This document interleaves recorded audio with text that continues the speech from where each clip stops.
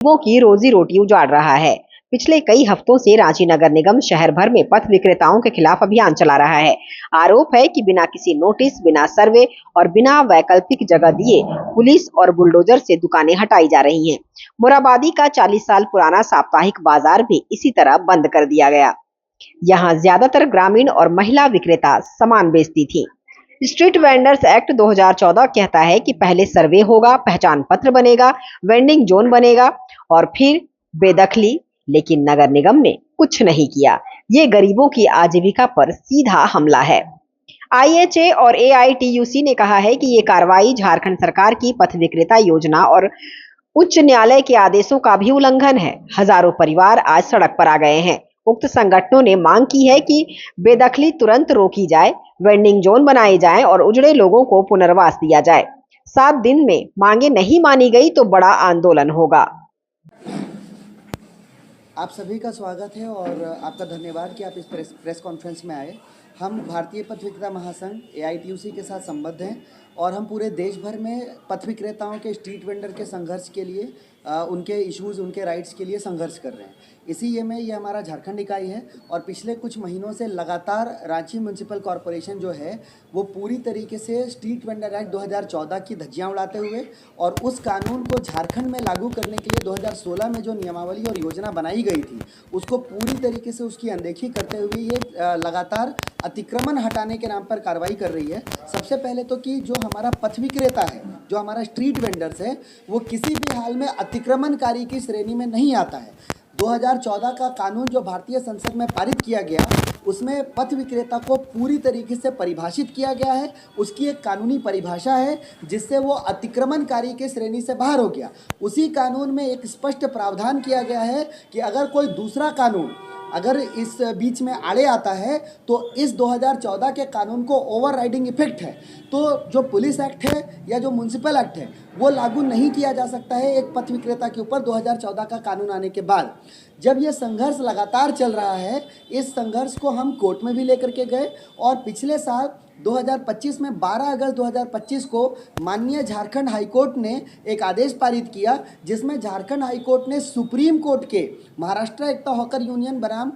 India का जो case था उसको बहाल करते हुए कहा कि जो सर्वोच्च न्यायालय का आदेश है, सर्वोच्च न्यायालय के आदेश में ये स्पष्ट प्रावधान किया गया है कि जब तक सभी पथ विक्रेताओं का पहचान नहीं कर लिया जाता, उन्हें प्रमाण पत्र जारी नहीं किया जाता, उनके लिए वैकल्पिक व्यवस्था नहीं करी जाती जहां पर उनकी रोजी रोटी का पूरी तरीके से संरक्षण होगा, सुरक्षा होगी, तब तक किसी भी पथ विक्रेता को अवैध बेदखली से सुरक्षा मिलेगी, उनका सामान जब्त नहीं किया जा सकेगा और बिना नोटिस के कोई प्रक्रिया करी ही नहीं जा सकती है। झारखंड हाईकोर्ट ने अपने आदेश में ये स्पष्ट प्रावधान किया कि 2014 के कानून का स्ट्रिक्ट कंप्लायंस, ये वर्ड इस्तेमाल किए गए हैं झारखंड हाईकोर्ट के आदेश में कि 2014 के कानून का स्ट्रिक्ट कंप्लायंस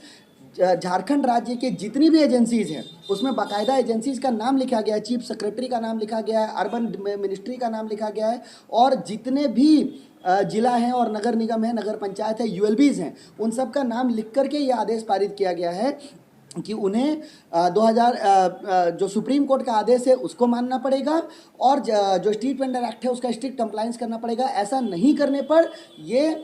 कोर्ट के आदेश की अवमानना मानी जाएगी। इसकी कॉपी हम आपको उपलब्ध करा देंगे, सॉफ्ट कॉपी भी और प्रिंटेड कॉपी भी। तो इन सब के बावजूद जो नगर निगम ये कार्रवाई कर रही है और जब हम ये कागज़ लेकर के, हम हाईकोर्ट का आदेश लेकर के उनसे सवाल पूछते हैं तो हमारे साथ धक्का मुक्की और मारपीट करी जाती है। तो जब हम उनसे पूछते हैं कि आपके पास कौन सा आदेश है, आपने नोटिस क्यों नहीं जारी किया, तो जो नगर निगम के लोग आते हैं डंडा और सब लेकर के, फोर्स लेकर के, वो उनका जवाब ये होता है कि हमें कमिश्नर द्वारा मौखिक आदेश मिला है। ये सालों पुराना बाज़ार, जिस मोराबादी बाज़ार में अभी ये हटाया गया और भी कई सारे बाज़ार, ये करीब 40 साल पुराने बाज़ार हैं। जब कोई मोराबादी का रोड नहीं था, जब शहर इस तरीके से नहीं था, आज से 40 साल पहले रांची इतना डेवलप नहीं था, वैसे समय में भी ये बाज़ारें लगती थी और ये एक परंपरा, झारखंड जैसे प्रदेश में एक परंपरागत व्यवस्था है साप्ताहिक बाज़ार का, जिसको कि कानून में इसमें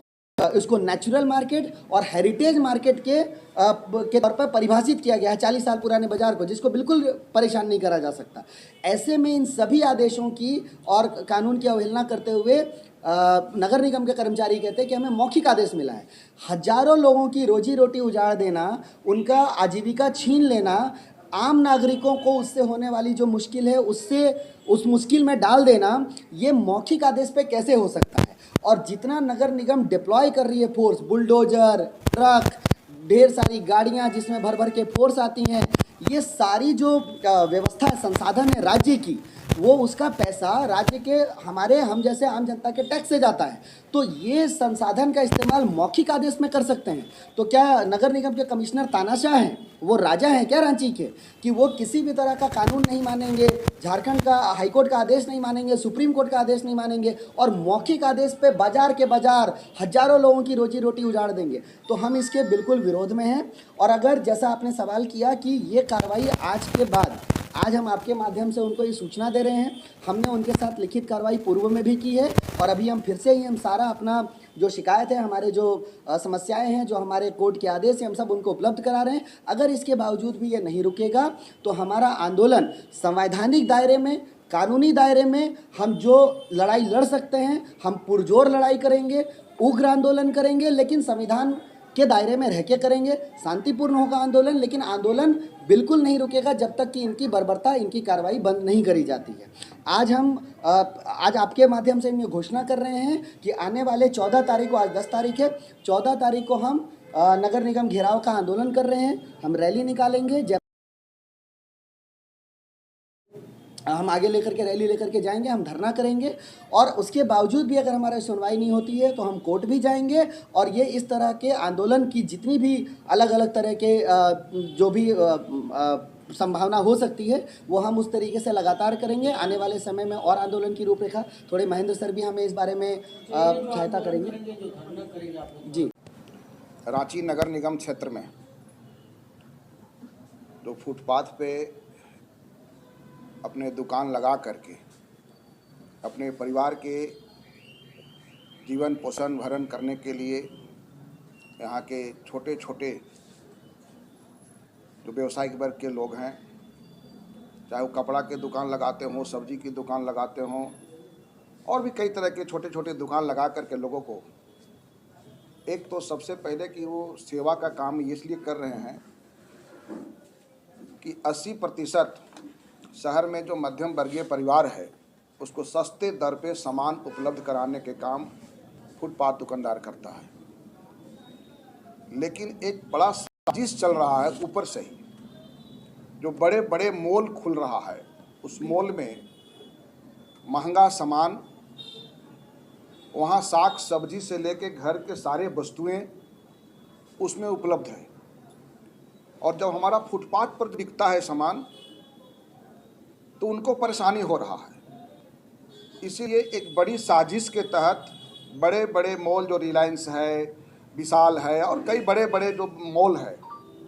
उससे पैसा लेकर के उसके दबाव में सरकार और नगर निगम छोटे छोटे दुकानदारों को समाप्त करने की योजना, ये उनकी पॉलिसी में है। अब जब 2009 में, 2014 में फुटपाथ दुकानदारों के लिए कानून संसद के अंदर बन गया, राज्य के अंदर भी 2014 में बना और उसको लागू कर दिया गया, उसके आधार पर कई जगह वेंडिंग जोन भी बना। लेकिन अभी हमारे जो साथी ने जिस तरह से आपसे कहा कि 10 वर्षों में न तो कोई चिन्हित हुआ है कोई दुकानदार, न उनको कोई सर्टिफिकेट मिला है, न पहचान पत्र मिला है, और ज़बरदस्ती मार्केट के नाम पे कहीं 100 रुपया, कहीं 200 रुपया उनको अवैध तरीके से उनको असूला जा रहा है। और जब ज़रूरत पड़ता है जहाँ पे, तो वहाँ पे लाठी डंडा के बल पे, बुलडोजर के बल पे उसको वहाँ से हटाया जा रहा है। यह गैर कानूनी है, गैर संवैधानिक है और यह सब बड़े बड़े लोगों के इशारे पर यह काम चल रहा है। हमारे जो स्ट्रीट वेंडर एक्ट के जो हमारे लीडर्स हैं, ये लगातार रांची के अंदर कैंपेन चला के लोगों की सुरक्षा की बात कर रहे हैं, उनके लिए आंदोलित हैं। हमारा all India trade union Congress इनके साथ खड़ी है और मैं महेंद्र पाठक, प्रदेश सचिव भारतीय कम्युनिस्ट पार्टी, भारतीय कम्युनिस्ट पार्टी की ओर से हम इनके आंदोलन को समर्थन करते हैं और समर्थन ही केवल नहीं बल्कि ज़रूरत पड़ेगा तो इनके साथ कंधे से कंधे मिला करके हम आंदोलन में भी साथ देंगे। हम खास करके झारखंड की जो मुखिया हैं, झारखंड की जो मुख्यमंत्री हैं हेमंत सोरेन जी, उनका इस प्रेस कॉन्फ्रेंस के माध्यम से ध्यान आकृष्ट करना चाहेंगे